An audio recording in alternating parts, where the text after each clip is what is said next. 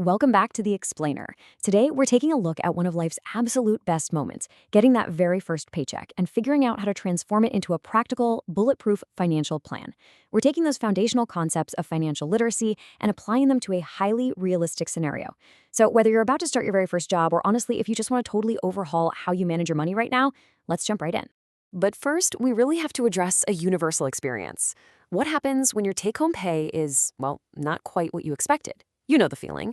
You sign that new contract, you go out to celebrate, you mentally spend your entire new salary on new clothes or rent, and then payday actually arrives. The SMS from your bank pings, and wait a minute, the number is shockingly lower than what was on your contract. We call this the payday shock, and today we're going to demystify exactly why this happens and, more importantly, how you can plan for it. Here is our quick roadmap for today. First, we'll meet our mock persona. Then, we'll map out the journey from gross to net income. Third, we'll apply the 50-30-20 budgeting rule. Fourth, setting smart financial goals. And finally, we'll test the budget's resilience. All right, section 1. Let's meet our mock persona. Meet our hero for today's explainer. Mutale Banda. So Mutale is a recent grad, and she just landed her first job in Lusaka. Her compensation package is broken down like this: a basic salary of 7,200 kwacha, a housing allowance of 1,500, and a transport allowance of 500. Add that all up, and her total gross income is 9,200 kwacha. We also know her biggest fixed expense right out of the gate. She rents a room for 2,800 kwacha a month. Now, Mutale is feeling pretty fantastic about that 9,200 figure. But, as we know, that's not what she actually gets to spend. Which brings us to Section 2, from gross to net income. Okay, this is where the reality check happens. Gross income is that big, flashy number. It's your total earnings before anyone else touches it. Net income, on the other hand, which we often call take-home pay, is what actually lands in your account after mandatory statutory deductions are removed by law. Understanding this difference is absolutely crucial. It's literally the difference between being totally blindsided every single month and actually being in the driver's seat of your finances. So let's break down exactly what's coming out of Mutale's check before she ever sees it. In Zambia, there are 3 key statutory deductions. Step 1 is NAPSA, the National Pension Scheme, and that takes 5% of her gross income to fund her retirement. Step 2 is NHIMA, the National Health Insurance, which takes a 1% cut to cover healthcare. And finally, Step 3 is pay-as-you-earn income tax. This one is calculated on progressive tax bands, meaning as your income goes up, you pay a higher percentage on those upper tiers of earnings. So, what does this actually look like for Mutale? After applying the 2025 charge year deductions to her 9,200 kwacha gross salary, her actual take-home pay shrinks to 7,756 kwacha.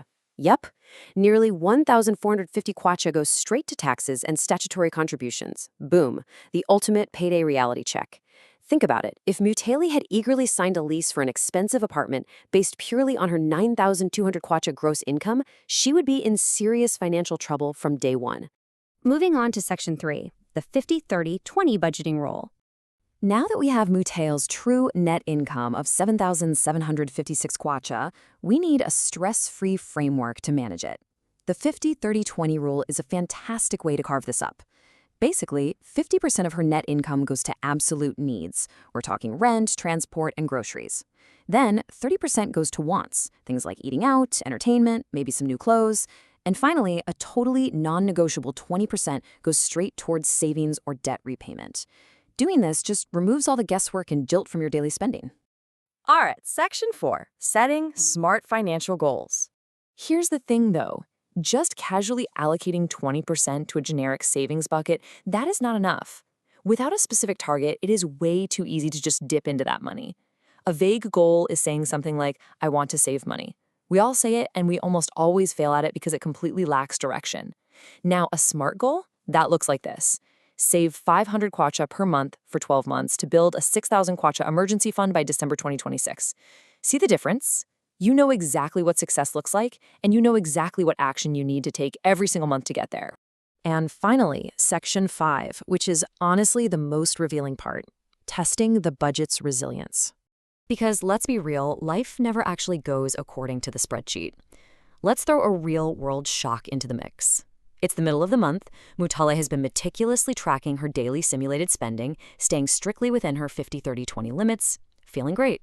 But suddenly, surprise! she gets hit with a 600 kwacha unexpected medical bill that falls entirely outside her normal coverage. This right here, this is the exact moment where financial plans either prove they work or they completely fall apart. So what does she do? Mutali needs 600 kwacha immediately. Does she panic, pull out her phone, and take out one of those instant mobile microloans? Or does she rely on that 20% savings buffer she proactively built using her SMART goal? Let's look at why relying on that emergency buffer is 100% the winning move.